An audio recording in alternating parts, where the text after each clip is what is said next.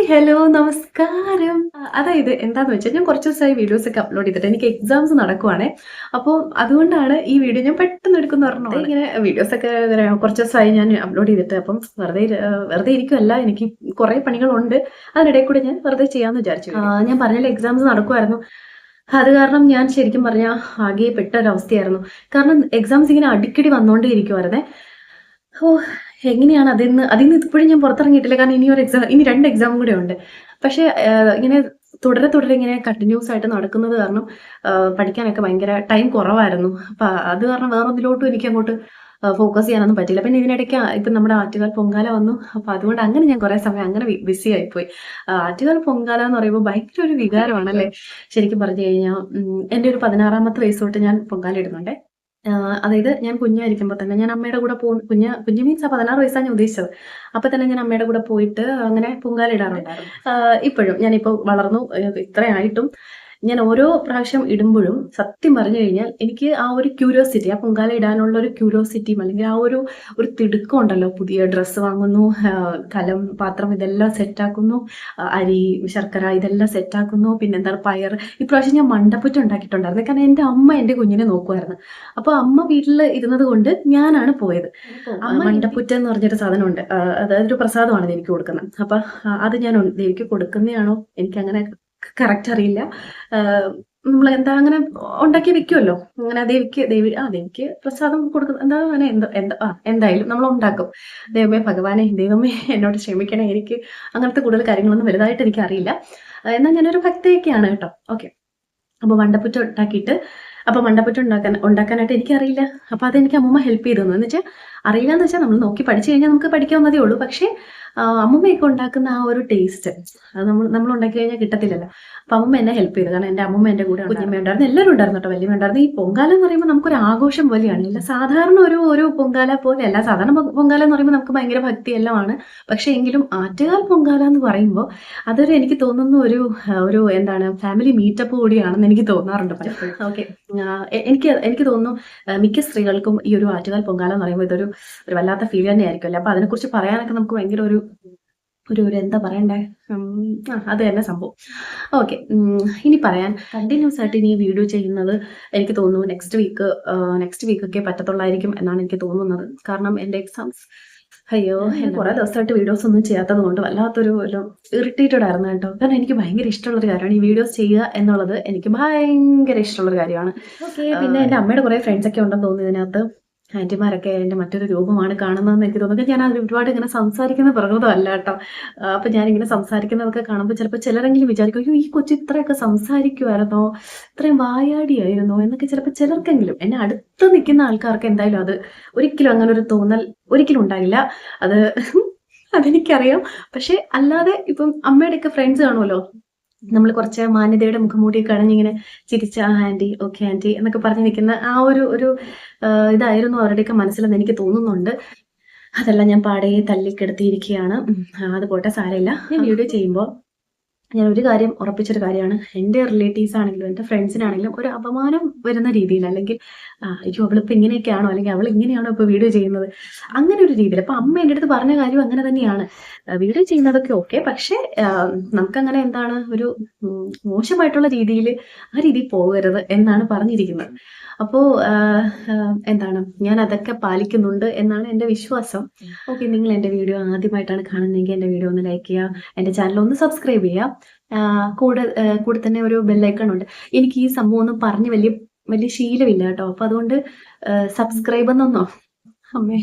Subscribe എന്നുള്ളത് പലപ്പോഴും ചില ഷോർട്സിലൊക്കെ നിങ്ങൾ ശ്രദ്ധിച്ചാൽ സബ്സ്ക്രൈബ് എന്ന് പറയുന്നതിന് പകരം സബ്സ്ക്രൈബ് എന്നൊക്കെ ആയി പോകാറുണ്ട് കേട്ടോ.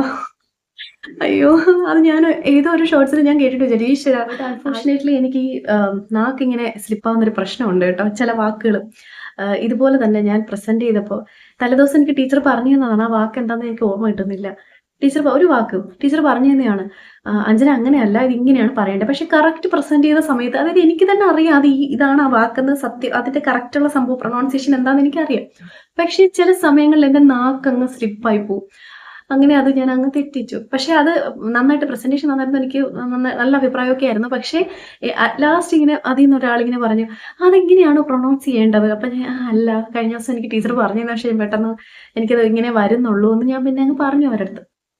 ചിലപ്പോൾ ചിലർ വിശ്വസിച്ച് കാണും, ചിലർ വിചാരിച്ച് കാണും അവിടുന്ന് തടി വിടാൻ വേണ്ടി പറഞ്ഞതാണെന്ന് വിചാരിച്ച് കാണും. പക്ഷെ എനിക്ക് അങ്ങനത്തെ ഒരു പ്രശ്നമുണ്ട് കേട്ടോ. ഞാനിങ്ങനെ സ്പീഡിന് ഇങ്ങനെ സബ്സ്ക്രൈബ് ചെയ്യാന്ന് പറയുമ്പോൾ സബ്സ്ക്രൈബ് ചെയ്യുക അങ്ങനെയൊക്കെ ആയി പോകാറുണ്ട് കേട്ടോ.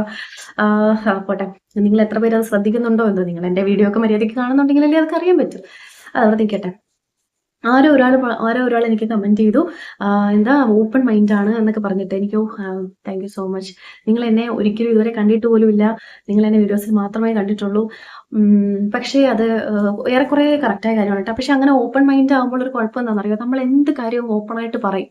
ഇതിപ്പം അതായത് എനിക്ക് അത്രയും ഫ്രീഡം ഉള്ള ആൾക്കാരുടെ അടുത്ത്, അല്ലാത്തടുത്ത് ഞാൻ പറയാൻ പോകാറില്ല, വെറുതെ നമ്മൾ എന്തിനാണ് പണി വാങ്ങി കൂട്ടുന്നത്. അപ്പം അത്രയും ഫ്രീഡം ഉള്ള ആൾക്കാരുടെ അടുത്ത് നമ്മൾ ചിലപ്പോൾ ഞാൻ അവരുടെ അടുത്ത് ഇത് നിങ്ങൾ ചെയ്താൽ ശരിയായില്ല, ഇതെന്തിനാ അങ്ങനെ ചെയ്തത്, ഇതിങ്ങനെ ചെയ്തൂടെ, അങ്ങനെ അല്ലെങ്കിൽ പെട്ടെന്ന് പ്രതികരിക്കും ഞാൻ അങ്ങനെയുള്ളവരുടെ അടുത്തൊക്കെ, ഫ്രീഡം ഉള്ളവരുടെ അടുത്ത്.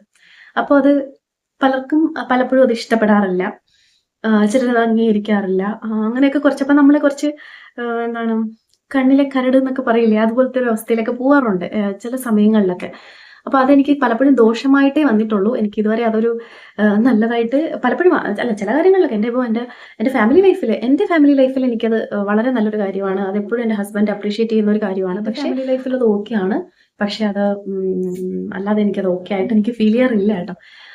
പിന്നെ ഫ്രണ്ട്സിനോടാണെങ്കിലും ക്ലോസ് ആണെന്നുണ്ടെങ്കിൽ ഞാൻ ഒരുവിധം ഓപ്പൺ ആണ്. പിന്നെ നമ്മളങ്ങനെ കംപ്ലീറ്റ് ആയിട്ട്, ഇപ്പം എൻ്റെ ഹസ്ബൻഡിനോടാണെങ്കിലും നമ്മളിങ്ങനെ കംപ്ലീറ്റ് ആയിട്ട് ഓപ്പൺ ആണ് അങ്ങനെ പറയാൻ പറ്റില്ല. ഒരു 95% എനിക്കങ്ങനെ, ഇപ്പം എനിക്ക് എൻ്റെതായ കുറേ തോട്ട്സ് കാണുമല്ലോ. എനിക്ക് എൻ്റെതായ കുറേ തോട്ട്സ് കാണും. എൻ്റെ എന്താണ് ഞാൻ മാത്രമുള്ള സമയത്ത് ഞാൻ എന്തൊക്കെ കാര്യങ്ങൾ ആലോചിക്കും എന്നൊക്കെയുള്ള കാര്യങ്ങൾ, അതൊക്കെ എൻ്റെ മാത്രം ഇതാണല്ലേ, എൻ്റെ മാത്രം. അപ്പം അങ്ങനെ കംപ്ലീറ്റ് ആയിട്ട് ഞാനിങ്ങനെ ഹസ്ബൻഡിനോട് ഞാൻ ഓപ്പൺ ആയിട്ട് പറയാൻ ഒരാളല്ല. എന്തുകൊണ്ടോ എനിക്ക് ആള് എന്നെ നന്നായിട്ട് അണ്ടർസ്റ്റാൻഡ് ചെയ്യുന്ന ഒരാളായതുകൊണ്ട് തന്നെ ഞാനിങ്ങനെ എന്താണ് അങ്ങനെ ഭയങ്കര ഒരു എന്താ പറയണ്ടേ, എനിക്ക് കുറെ ഫ്രീഡം തരുന്നതെന്നല്ല, എൻ്റെ ഫ്രീഡം എനിക്ക് അങ്ങനെ ചോദിച്ചു വാങ്ങേണ്ട, അല്ലെങ്കിൽ ഞാൻ എൻ്റെ ഫ്രീഡം എടുക്കുന്നു എന്നൊന്നും പറയണ്ടിട്ട് അങ്ങനെ എനിക്ക് എൻ്റെ ഹസ്ബൻഡ് ഫ്രീഡം തരും കേട്ടോ എന്നൊന്നും ഞാൻ പറയേണ്ട ഒരു ആവശ്യം വരാറില്ല. അങ്ങനെ എനിക്ക് പറയുന്നതോട് യോജിപ്പില്ല. പലരും പറയാറുണ്ട് എൻ്റെ ഹസ്ബൻഡ് എനിക്ക് അതിനൊക്കെ ഫ്രീഡം തരാറുണ്ട്. അങ്ങനെ എന്തിനാണ് ഫ്രീഡം തരുന്നത്? എനിക്കതാണ് മനസ്സിലാവാത്തത്. നമ്മൾക്കങ്ങനെ ഫ്രീഡം അയാൾ തരേണ്ടതല്ലല്ലോ. നമ്മളൊരു ഒരു വ്യക്തിയാണല്ലേ. നമ്മളും അതായത് ഇപ്പൊ സ്ത്രീ ആണെങ്കിലും പുരുഷനാണെങ്കിലും രണ്ടുപേരും ഓരോ വ്യക്തികളാണ്. ഒരു ദാമ്പത്യ ജീവിതത്തിലോട്ട് വരുമ്പോൾ രണ്ടുപേരും ഓരോരോ വ്യക്തികളാണ്. അവർ രണ്ടുപേരും ഒരുമിക്കുന്നു. അപ്പൊ പിന്നെ അയാൾ എനിക്ക് ഫ്രീഡം തരണം, അല്ലെങ്കിൽ വൈഫ് എനിക്ക് ഫ്രീഡം എന്താ കണ്ടോ, ഇപ്പൊ തന്നെ സ്ലിപ്പായതുണ്ടോ. വളരെ സീരിയസ് ആയിട്ട് സംസാരിക്കുമ്പോൾ ഇങ്ങനെയൊക്കെ സംഭവിക്കാറുണ്ട്. പോട്ടെ, വൈഫ് എനിക്ക് ഫ്രീഡം തരണം അല്ലെങ്കിൽ ഹസ്ബൻഡ് എനിക്ക് ഫ്രീഡം തരണം എന്നുള്ളതല്ല. പിന്നെ നമ്മൾ സ്നേഹത്തിന്റെ പേരിൽ കുറെ കാര്യങ്ങൾ അഡ്ജസ്റ്റ് ചെയ്യാറുണ്ട്. അതൊക്കെ അത് നമ്മുടെ ഫാമിലി ലൈഫിൽ വേണം, ഇല്ലെങ്കിൽ പിന്നെ ഫാമിലി ലൈഫ് മുന്നോട്ട് പോയില്ല. പക്ഷെ അല്ലാതെ ഒരുപാട് കാര്യങ്ങളും അങ്ങനെ എൻ്റെ ഫ്രീഡം എന്നുള്ളത് എൻ്റെ അവകാശമാണ്, അല്ലാതെ ഒരിക്കലും എനിക്ക് ഒരാൾ തരേണ്ട കാര്യമല്ല അല്ലേ. അപ്പോൾ എന്തുകൊണ്ടോ എൻ്റെ ഹസ്ബൻഡും അങ്ങനെയാണ് വിശ്വസിക്കുന്നത്. അതുകൊണ്ട് തന്നെ എനിക്ക് ആളോടൊന്നും ചോദിക്കേണ്ട കാര്യമില്ല, അല്ലെങ്കിൽ എന്ന് വെച്ചിട്ട് എനിക്ക് ചോദിക്കാതെ ഇങ്ങനെ അങ്ങ് കയറൂരി, അങ്ങനെയല്ല. ആളിനെ ഞാൻ അങ്ങനെ കയറൂരി അങ്ങ് വിട്ടേക്കുമല്ല, അത് വേറെ കാര്യം. അങ്ങനെയല്ല, അത് നമ്മുടെ സ്നേഹത്തിന്റെ അത് വേറെ കാര്യങ്ങൾ. ഓക്കെ, എന്തുപോട്ടെ, ഞാനങ്ങ് വാചാലിയായി. എൻ്റെ ഹസ്ബൻഡിനെ കുറിച്ച് പറയുമ്പോൾ ഞാനിങ്ങനെ പലപ്പോഴും വാചാലിയാകാറുണ്ട്. കാരണം ആളെന്നെ അത്രയ്ക്ക് സഹിക്കുന്നുണ്ട് എന്നാണ്. സൈക്കോളജി എടുത്തത് കൊണ്ടാണോ എന്താണെന്നറിയില്ല, ഞാൻ കുറച്ച് സൈക്കോയാണ്. നിങ്ങൾക്ക് ഇങ്ങനെ സംസാരിക്കുന്ന വീഡിയോ ഒക്കെ നോക്കിക്കഴിഞ്ഞാൽ നിങ്ങൾക്ക് മനസ്സിലാവും കേട്ടോ. മറ്റേതൊക്കെ ഞാൻ കുറച്ചൊന്ന് എന്താണ് എങ്ങനെ പറയണ്ടേ, ഞാൻ കുറച്ചൊന്ന് അടക്കവും ഒതുക്കമൊക്കെ പാലിച്ചിട്ടാണ് ബാക്കി വീഡിയോസൊക്കെ സൈക്കോളജി കണ്ടന്റൊക്കെ ഞാൻ ചെയ്യുന്നത്. അങ്ങനെയാണ്. കാരണം ആസ് എ സൈക്കോളജിസ്റ്റ് നമ്മൾ പാലിക്കേണ്ട കുറച്ച് കാര്യങ്ങളുണ്ടല്ലോ. അപ്പോൾ കൗൺസിലിങ്ങിന് വേണ്ടി വിളിക്കുന്നവരുണ്ടല്ലോ, അവരുടെ അടുത്തും ഞാൻ വളരെ മാന്യമായിട്ടൊക്കെ തന്നെയായിരിക്കും സംസാരിക്കുന്നത്. അതായത് എൻ്റെ ഈ ഒരു വശം ഞാൻ അങ്ങനെ കാണിക്കാറില്ല. കാരണം ആസ് എ സൈക്കോളജിസ്റ്റ് നമ്മൾ കുറച്ച് സീരിയസ് ആകുക എന്നുള്ളത് നമ്മുടെ ജോലിയുടെ ഒരു ഭാഗമാണ്. അപ്പൊ അതുകൊണ്ട് തന്നെ ഇടയ്ക്ക് ഞാനൊന്ന് ഹോളിലോട്ട് പോയിട്ട് വന്നു. എൻ്റെ അച്ഛനാണെന്നുണ്ടെങ്കിൽ ന്യൂസ് വെച്ചിരിക്കുവാണ്. ഞാൻ പറയുന്നത് തന്നെ കേൾക്കാൻ പറ്റാത്തൊരവസ്ഥ, അത്രയും ഓളിയത്തിലാണ് വെച്ചിരിക്കുന്നത്. ഓക്കെ, ഞാൻ വേറെന്തോ പറഞ്ഞുകൊണ്ടിരിക്കുവായിരുന്നല്ലേ. ഓക്കെ, ആസ് എ സൈക്കോളജിസ്റ്റ് ഞാൻ പാലിക്കേണ്ട കുറച്ച് കാര്യങ്ങളുണ്ട്. അപ്പോൾ ഒരു ആള് വരുമ്പോൾ, ഒരു കൗൺസിലിങ്ങിന് ഒരാൾ വരുമ്പോഴും എൻ്റെ വീഡിയോ കണ്ടിരിക്കുന്ന എൻ്റെ അടുത്ത് കൗൺസിലിങ്ങിന് വന്ന കുറച്ച് പേരെങ്കിലും ഇപ്പോൾ ചിന്തിക്കുന്നുണ്ടായിരിക്കും, അയ്യോ ഇങ്ങനെയൊക്കെ ആയിരുന്നോ. ഞാൻ ഭയങ്കര സീരിയസ് ആയിട്ടാണ് അവരുടെ അടുത്തൊക്കെ നിൽക്കുന്നത്. കാരണം അവിടെ നമ്മളിങ്ങനെ കളി തമാശ പറഞ്ഞിട്ട്, അല്ലെങ്കിൽ അവരുടെ ആ ഒരു ഫീലിങ്സ്, അവരുടെ അപ്പോഴത്തെ ആ ഒരു എന്താണ്, അവരുടെ ആ വേദന എന്ന് പറയുന്നത് നമ്മൾ കേൾക്കുക എന്നുള്ളതാണല്ലേ. അവരെ കേൾക്കുക എന്നുള്ളതാണ്. അത് ഞാൻ ചെയ്യാതെ അവരെ വെറുതെ ഇങ്ങനെ ഓരോ തമാശയൊക്കെ പറഞ്ഞ് അതല്ല. നമ്മൾ അവരെ കേൾക്കുക, അവർക്ക് പറയാനുള്ള കാര്യങ്ങളെല്ലാം അവരിങ്ങനെ എന്താണ് ഒത്തിരിയും കാര്യങ്ങൾ ഇങ്ങനെ പറഞ്ഞ് അവരുടെ മനസ്സിങ്ങനെ പെയ്ത് തോരുന്നൊരവസ്ഥയുണ്ടല്ലോ. മഴ പെയ്ത് തോർന്നു എന്ന് പറയുന്ന പോലെ. 3, 4 മാസമൊക്കെ ആകുമ്പോഴത്തേക്കും ഇടയ്ക്കിടയ്ക്കാണ് കോൾസ് എങ്കിലും നന്നായിട്ട് അവരുടെ എല്ലാ കാര്യങ്ങളും അറിയുന്ന ലെവലിലോട്ട് ആവുമല്ലോ. അപ്പൊ അങ്ങനെ വരുമ്പോ എന്താണ് എൻ്റെ ഈ ഒരു വശം കൂടെ കാണാറുണ്ട്. എന്താണെന്നറിയില്ല, ഞാനിങ്ങനെയാണ്. പക്ഷെ എന്നെ വിളിക്കുന്ന ഞാൻ കൗൺസിലിംഗ് കൊടുത്തിട്ടുള്ള കുറച്ച് പേർക്കെങ്കിലും, എനിക്ക് എല്ലാവരുടെ കാര്യം അറിയില്ല. ദൈവത്തെ ഓർത്ത് എൻ്റെ അടുത്ത് നിങ്ങൾ നല്ലതാന്ന് പറഞ്ഞിട്ട് ഇതിന്റെ താഴെ വന്ന് കമന്റ്സ് എഴുതി ഇടരുത്. നിങ്ങൾ കമന്റ്സ് ഒന്നും ആരും ചെയ്യാത്തതുകൊണ്ട് എനിക്ക് ധൈര്യമായിട്ട് പറയാം. കുറെ പേരെങ്കിലും പറഞ്ഞിട്ടുണ്ട് എനിക്ക് ഭയങ്കര ആശ്വാസമാണ്, താങ്ക് യു എന്നൊക്കെ പറഞ്ഞിട്ട് കുറെ പേര് എൻ്റെ അടുത്ത് പറഞ്ഞിട്ടുണ്ട്. അപ്പൊ അതാണ് എൻ്റെ ഒരു അസറ്റായിട്ട് ഞാൻ കാണുന്നത്. എൻ്റെ ഈ കളിയും ചിരിയും അതല്ല, അതിലപ്പുറം അതിങ്ങനെ പറയാറുണ്ട് എല്ലാവരും, ഇങ്ങനെ കളിയും ചിരിയും അതിൽ എങ്ങനെയാണ് ഇങ്ങനെയൊക്കെ പറ്റുമോ, ഇങ്ങനെ ഒരാൾക്ക് കൗൺസിലിംഗ് അങ്ങനെയൊക്കെ ചോദിക്കുന്നവരുണ്ട് കേട്ടോ. അതായത് അടുത്തറിയുന്ന ആൾക്കാർ. പക്ഷേ അവിടെ വരുമ്പോൾ എൻ്റെ എന്താണ് ആ ഒരു പൊസിഷനിലോട്ട് ഞാൻ കയറുമ്പം ഞാൻ വേറൊരു വ്യക്തിയാണ്. ഇതെന്റെ പേഴ്സണൽ ലൈഫാണ്, അതെന്റെ പ്രൊഫഷണൽ ലൈഫാണ് അല്ലേ. അപ്പൊ രണ്ടാണ്. അപ്പൊ പ്രൊഫഷണൽ ലൈഫിൽ ഞാൻ ഇങ്ങനെ ഈ ഒരു രൂപത്തിൽ നിൽക്കാറില്ല. ഇപ്പൊ അങ്ങനെ കാണുമ്പോൾ എല്ലാവർക്കും രണ്ട് രീതിയിൽ കാണുമ്പോൾ കൺഫ്യൂഷൻ ഉണ്ടാകാൻ ചാൻസ് ഉണ്ട്.